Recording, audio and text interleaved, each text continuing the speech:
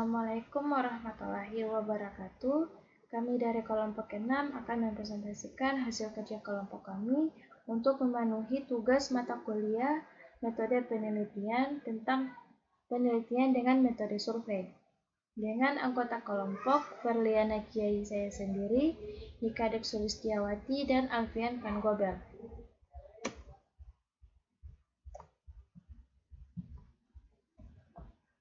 Nah, di sini kami akan menjelaskan mengenai metode survei serta memberikan 3 contoh penelitian yang menggunakan metode survei di bidang IT. Definisi metode survei. Jadi, penelitian dengan menggunakan metode survei ialah sebuah pengumpulan data yang dilakukan dalam bentuk kuesioner. Kemudian, kuesioner ini disebarluaskan kepada responden. Jawaban-jawaban dari responden dalam penelitian survei memungkinkan peneliti untuk dapat menyimpulkan serta menggeneralisasikan sebuah populasi yang diwakilkan oleh responden.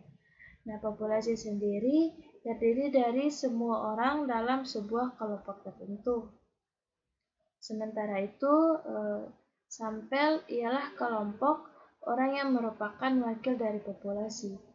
Dalam penelitian ini, responden merupakan sebuah sampel. Mungkin hanya itu dari saya. Untuk penjelasan selanjutnya akan dijelaskan oleh teman saya. Terima kasih. Assalamualaikum warahmatullahi wabarakatuh.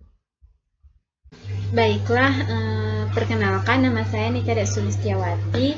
Nah, di sini saya akan melanjutkan menjelaskan materi kelompok kami. Nah, di sini kita masuk ke ciri-ciri metode survei. Pada penelitian metode survei ada beberapa ciri-ciri yang perlu kita ketahui, yaitu 1. Melibatkan sampel yang mampu mewakili populasi.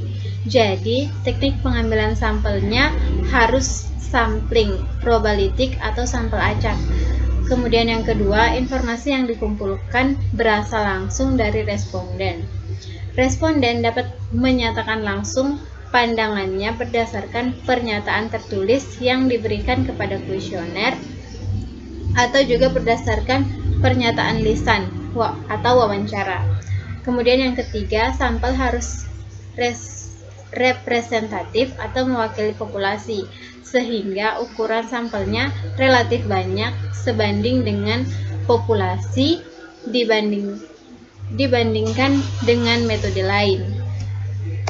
Nah, kemudian kita masuk di kelebihan dan kekurangan dari metode survei. Penelitian survei juga memiliki beberapa kelemahan dan kelebihan sebagai sebuah penelitian. Berikut ini adalah kelebihan dan kelemahan penelitian survei yang dikutip dari buku Metode Penelitian Survei milik Morisa, MA, dan kawan-kawan. Nah, untuk menjelaskan lebih rangkum mengenai kelebihan dan kekurangan metode survei akan dijelaskan oleh rekan saya. Terima kasih. Baik, assalamualaikum warahmatullahi wabarakatuh. Saya Alfian Van Gobel. Jadi di sini saya akan melanjutkan materi dari teman saya, yaitu kelebihan dari metode survei.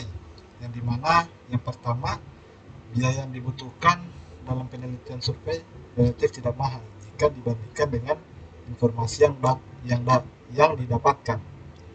Lalu yang kedua, kualitas data dalam jumlah besar dapat diperoleh relatif lebih mudah. Yang ketiga, tidak dibatasi oleh geografis, dapat dilakukan kapan saja dan di mana, terutama survei yang dilakukan secara daring. Yang terakhir, survei dapat digunakan untuk meneliti suatu masalah atau pendataan penelitian dalam situasi yang sebenarnya. Lanjut, di sini ada kekurangan metode survei, yang dimana yang pertama, tidak menutup kemungkinan bahwa penelitian survei akan mendapatkan respon yang tidak diinginkan. Yang kedua, beberapa penelitian survei menjadi lebih sulit karena tingkat respon dari responden yang menurun. Yang ketiga, variabel independen penelitian survei tidak dapat dimanipulasi. Yang terakhir, pemilihan kata-kata, perumusan pertanyaan kuesioner pada dapat menimbulkan bias penelitian. Lalu di sini ada contoh judul penelitian metode survei yang kami ambil. Yang pertama, survei penggunaan teknologi informasi dalam komunir di wilayah perbatasan. Yang kedua, perilaku masyarakat terkait penyebaran hoax COVID-19. Yang terakhir, topik dan tren analisis sentimen pada media online.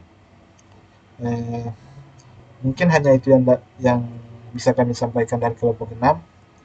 Lebih dan kurangnya kami mohon maaf. Wabillahi taufiq wal hidayah. Wassalamualaikum warahmatullahi wabarakatuh. Terima kasih.